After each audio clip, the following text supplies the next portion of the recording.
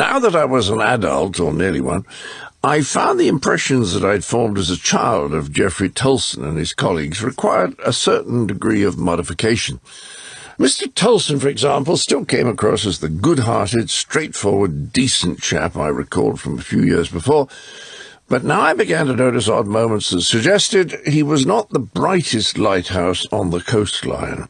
For instance, he once got very cross during assembly because he felt the boys had become lazy, and so he demanded that every single boy in the school should improve his ranking in class in the course of the next fortnight. It was not only the maths teachers who thought this too much of a stretch. It was just as well that his instincts for running the school were so pitch-perfect, because if he had to hold more than a certain amount of information in his head at any given time, he could easily become confused. At the end of lunchtime one Saturday, he made an announcement in the course of which he stipulated that boys who were going out with their parents that weekend should get their hair cut after they had been down to the changing room to move all their sports clothing onto the lower peg, if their peg number was between 1 and 37, to allow the visiting school teams to use the upper pegs, unless they were going out as the guest of a boy's parents that weekend, in which case they should first collect their fortnightly reports so that they could include them with their letter home, provided they were not off games, in which case they should first collect their chit from matron, but not until they moved their clothes down to the lower peg.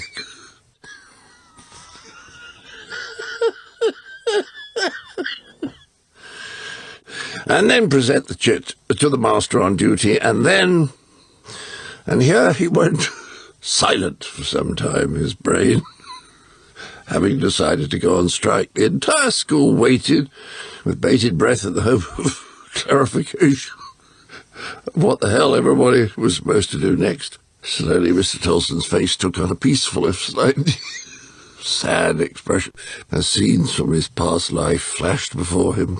And then he inhaled deeply and announced impressively, "Should all get their hair cut." At which point